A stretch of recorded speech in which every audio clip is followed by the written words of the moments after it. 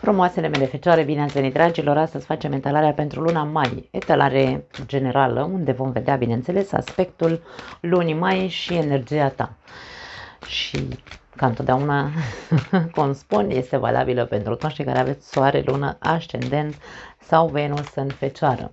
Hai să vedem. Începem cu aspectul general al lunii mai pentru voi, să vedem care este el, cum arată luna mai pentru fecioară la nivel general.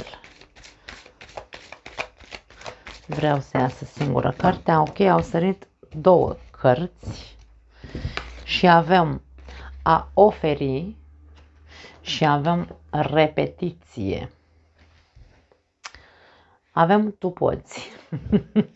Da, pentru fecioare, poate, pentru unii dintre voi, aici vedem un soi de m-am săturat, domne, să dau. M-am săturat să ofer și ai tot spus lucrul ăsta în ultima perioadă. Dar aici vorba despre ok.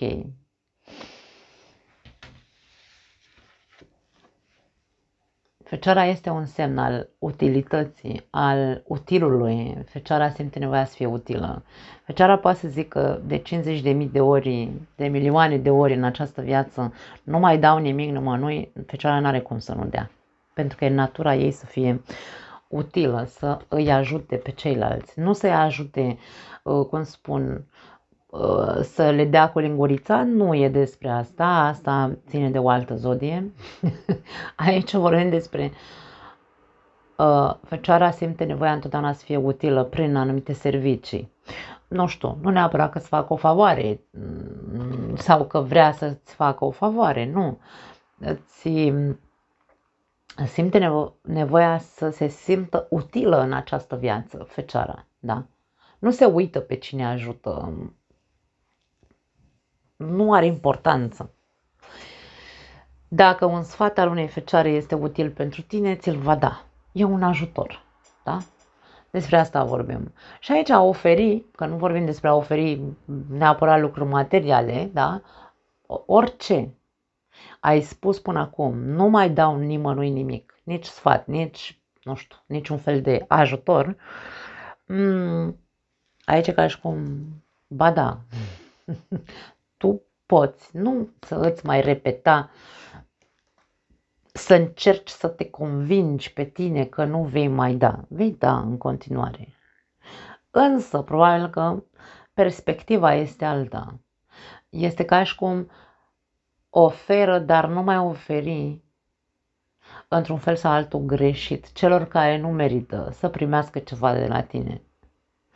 Pentru că dacă tu ai ceva de oferit care este util altora, însă în trecut, într-un mod repetitiv, ai oferit fără să te uiți cui oferi, aici este diferența. Da? Foarte tare. Hai să vedem clarificări, că poate totuși găsim un alt context. 6 de monede, vezi? Împarte cu cine merită, îmi vine să spun, din ceea ce tu ai de oferit. Și avem soarele. Fecioara nu se simte satisfăcută dacă nu este, sau nu se simte fericită dacă nu oferă ceva. Nu mai spune că nu vei da. Că nu ai. E ca și cum renegi o parte din tine. Ideea este să știi să cântărești. Cine merită și cine nu merită. Ajutorul tău, sfatul tău, banii tăi, de ce nu, da? Serviciile tale, pentru că de-aia ești pe casa serviciilor tu, da? Guvernator pe casa 6-a. Măsoară, dă cu măsură, cui merită, nu oricui. Așa cum ai făcut-o până acum, așa cum ai tot repetat. E o lună în care, ca și cum tu trebuie să-ți măsori, într-un fel sau altul, să-ți măsori dărnicia, acceptând, într-un fel sau altul cu soarele, acceptând ideea că e singura cale de a te simți satisfăcut și celălalt să fie mulțumit. De ce? Pentru că de foarte multe ori noi oferim ajutorul nostru, da? Dăruim unor persoane care nici măcar nu ne cer ajutorul. Pentru că suntem persoane bune și serviciale, încercăm să ajutăm, nu contează cu ce, pe oricine simțim sau vedem noi că au, într-un fel sau altul, sau le este de folos un anumit ajutor din partea noastră. Și când încercăm să ajutăm într-un mod repetitiv pe cei care nu se lasă sau nu cer ajutor, da? E ca și cum invadăm spațiul celuilalt și celălalt nu o să fie niciodată recunoscător pentru ceea ce noi am făcut pentru el. Se înțelege, da? Ce vreau să spun. Aici e vorba despre cântărește. Pentru că aici poate fi mie mi se inflamează ego-ul și mă simt mândră de mine în momentul în care, mamă, ce persoană bună sunt eu și încep să dau la toată lumea ce nu-mi cer. Da? Însă e doar un fel de inflamare a ego-ului, inconștient o facem și inconștient ne simțim mândri de noi înșine, însă nu simțim nicio satisfacție, pentru că cealaltă persoană nu o să recunoască ajutorul nostru niciodată. De aia spun, nu încerca să ajuți pe cel care nu are nevoie de ajutorul tău. Poți să o faci. Tu trebuie să nu mai repeți ceea ce ai făcut în trecut. Ești o persoană generoasă? Da. Fecioara este o persoană generoasă. Că există tot tipul de fecioare, pentru că nu suntem niciunii dintre noi la fel, între noi, nu vorbim despre acele persoane, însă ce înseamnă arhetipul fecioarei este de generozitate. Așadar, tu ești o persoană generoasă, însă nu trebuie să exagerezi, pentru că soarele este o exagerare, nu exagera cu generozitatea ta, ci cântărește bine. Cine va fi cu adevărat recunoscător, pentru că aici e vorba despre, ok, eu sunt generos, dar în schimb ce primesc, pentru că trebuie să fie un schimb aici de 50-50, dau și primesc, reciprocitate. Cântărește cine îți va răsplăti serviciile, nu a fi darnic pe degeaba, că nu... Poate că o să sune egoist din partea unora dintre voi sau, mă rog, alte persoane care judecă că vezi, Doamne, dacă faci un bine, nu trebuie să te uiți cui faci un bine, bineînțeles, însă dacă acea persoană nu îți cere, cum e un cerșetor pe stradă, da? Își cere, dacă tu vrei să dai un leu cerșetorului, el îl dai pentru că poți și pentru că vrei. Însă dacă cineva vine, tu ești cel care te uiți la cercetorii ăștia care ei nu-ți întind mâna și îți cer o monedă și te duci tu așa pentru că, ia uite cine sunt eu te ajut că sunt cel mai bun om din lume, pentru a te inflama, aici e diferența, da? De-aia spun, ajută când nu e vorba despre a te inflama, ajută când e vorba despre îmi doresc din inimă să ajut pe cineva, dar nu dacă nu-mi cere. Aici e despre cerșală. Dacă nu-ți cere ajutorul, nu ai ce să... Puteți să mă judecați, din punctul meu de vedere, așa funcționează legea reciprocității. Pentru că dacă tu dai, într-un mod repetitiv, fără să ți se ceară ajutorul, nu rămâi decât cu o mare satisfacție egoică în care eu sunt persoana care am ajutat pe toată lumea și nu primesc nimic în schimb și te transformă în victimă într-un moment sau altul al vieții tale. Sau într-un martir, numește cum vrei tu.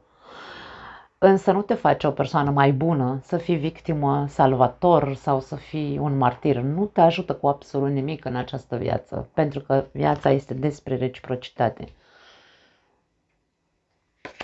Poți să numești egoism, dar e un egoism sănătos. Cum vrei tu să o iei. Hai să vedem energia ta în această lună. Împărăteasă, vezi? Din nou vorbim despre generozitate, putere personală, știu cine sunt, mândrie, dar nu acea mândrie egoică. E vorba despre, Doamne, eu știu cine sunt, știu care e esența mea. Esența mea e de abundență și de generozitate. Însă tu trebuie să înveți aici o lecție. Lecția generozității către cine merită și atât. Pentru că tu știi foarte bine cine ești. Hai să vedem cu ce vine împărăteasa.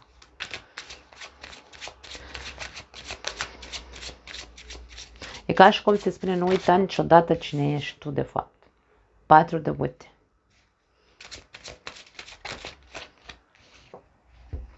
Și 4 de cupe.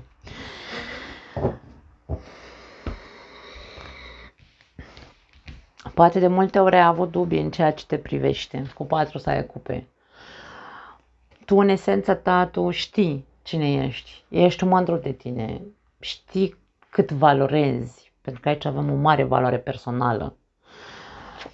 Știi cât de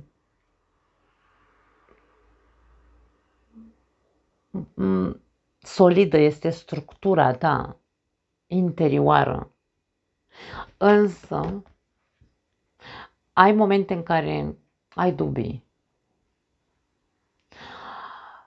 Pentru că nu ești o persoană care să analizeze doar exteriorul, tu te analizezi și pe tine. Și de foarte multe ori Fecioara cade în păcatul, între ghilimele, de a se vedea pe ea într-un mod în care își caută defecte într-un fel sau altul. E autocritică foarte mult, e critică și în exterior Fecioara, însă pleacă totul din interior. Așadar, aici ca și cum energia ta este una extraordinară, tu știi cine ești, însă nu te mai analiza atât.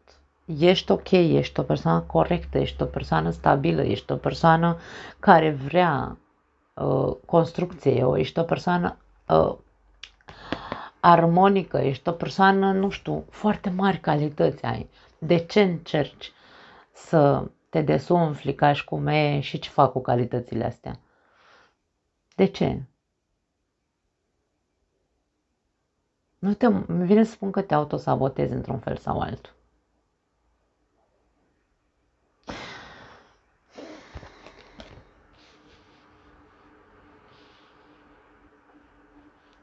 Faptul că trebuie să cântărești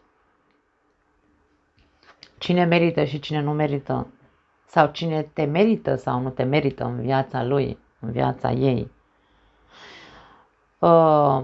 te face și pe tine să ai dubii în privința ta, ca și cum ai, da, și mă cred eu aici mare stea de cinema, dar nu sunt chiar atât de mare stea de cinema.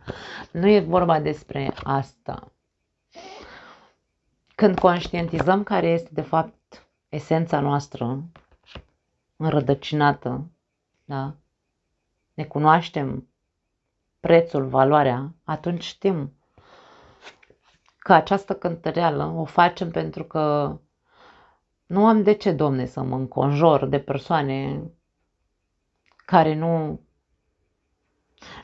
sunt la nivelul meu, ci care nu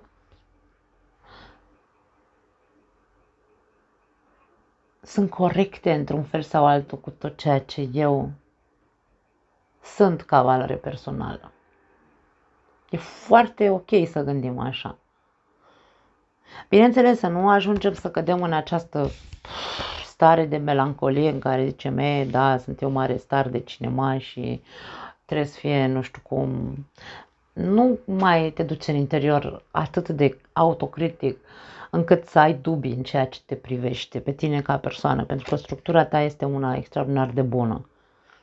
Eu nu pot să zic, când Fecioara cade în cealaltă parte negativă și ajunge să fie, nu știu, taie firul în 17, cum zic eu câteodată, atunci da, e un pericol, atunci uite-te puțin și repară sau, nu știu, readu echilibru.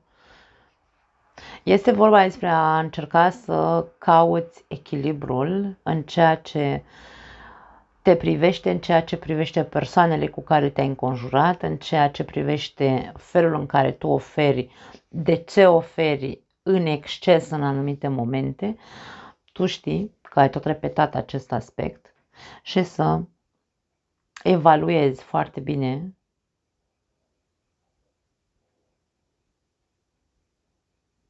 cine merită și cine nu merită să fie în jurul tău sau să beneficieze de ceea ce tu ai de oferit. Nu pot să zic altceva. Mă opresc aici. Vă pup, ne vedem data viitoare. Ciao!